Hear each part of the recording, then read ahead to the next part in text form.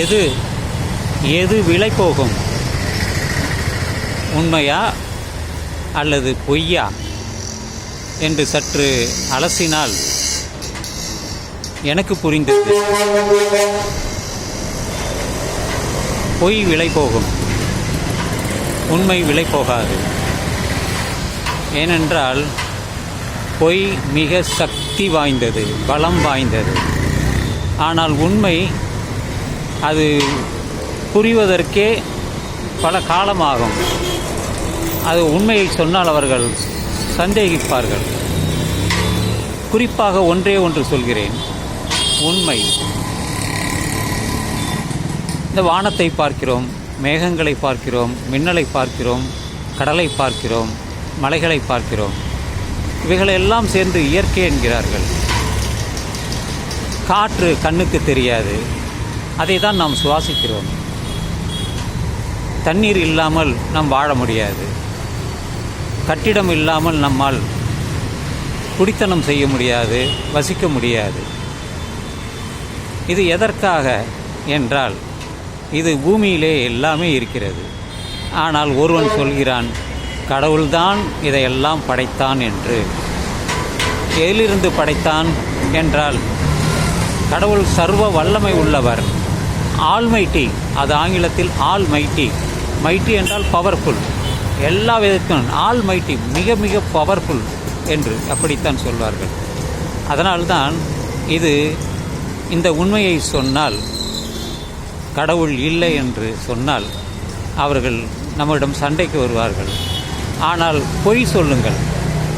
கோவிலுக்கு சென்று, என்ன நட்சத்திரம் இவர், விசாக நட்சத்திரமா?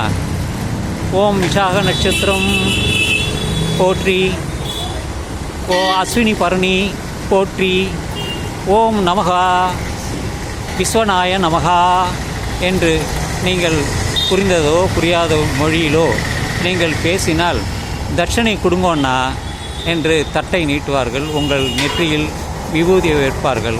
பெண் என்றால் குங்குமத்தை வைப்பார்கள். சந்தனம் வைத்தால் சந்தனத்தை கொடுப்பார்கள்.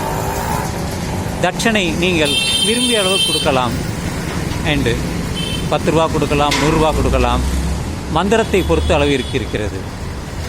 இது ஒரு வியாபாரம், தந்திரம்தான். பொய்யை சொல்லு. மந்திரத்தினால் என்ன நன்மை? எந்த நன்மையும் கிடையாது. எல்லாமே பொய் தான். வேத மந்திரங்கள் அப்படித்தான். அதனால்தான் நீங்கள் வழக்கு என்று வந்துவிட்டால், அது ஹைகோர்ட்டாக இருக்கட்டும், சுப்ரீம் கோர்ட்டாக இருக்கட்டும், அல்லது இன்டர்நேஷ்னல் கோர்ட்டாக இருக்கட்டும், அங்கே விவாதம் நடக்கும். அந்த விவாதத்தில் யார் வெற்றி பெறுவார்கள், யார் அதிகமாக பொய் சொல்கிறார்களோ, எதற்கு சாட்சியம் இல்லையோ அதற்கு வென்று விடுவார்கள். அதனால்தான் பொய் பலமானது.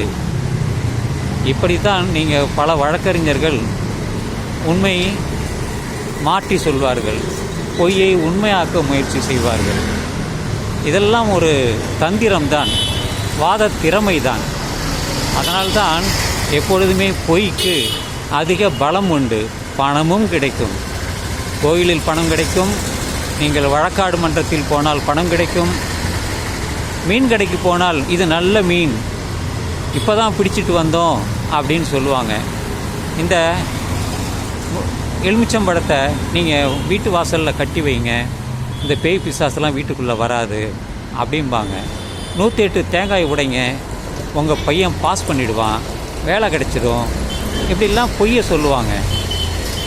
இன்னும் கூட படிக்கிறதுக்கு முன்னாடியே போய் சாமிகிட்ட கும்பிட்டு வா.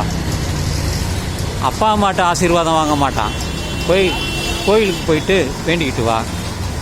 கடவுள்கிட்ட போய், கடவுளே நான் பாஸ் பண்ண வேண்டும், நல்ல மதிப்பெண் எடுத்து பாஸ் பண்ண வேண்டும், முதலிடத்தில் பெற வேண்டும் அப்படி என்று அவன் வேண்டுவான். அவன் சரக்கு இருந்தால் தானே அங்கே வெளியே வரும்.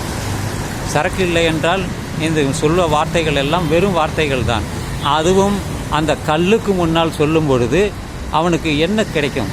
கல்லுக்கு எதை தெரியும்? எதுவுமே தெரியாது. நாம் எந்த கோயிலுக்கு போனாலும் அங்கே கல் தானே இருக்கிறது, பல உருவத்தில் இருக்கும். விநாயகர் என்பார்கள், முருகன் என்பார்கள், சிவன் என்பார்கள், பெருமாள் என்பார்கள், இப்படி பல பெயர்கள் சொல்வார்கள். அது இந்து மதத்தில். இதுபோல் ஒவ்வொரு மதத்திலுமே இப்படி இருக்கிறது. எல்லாவற்றுமே சரி.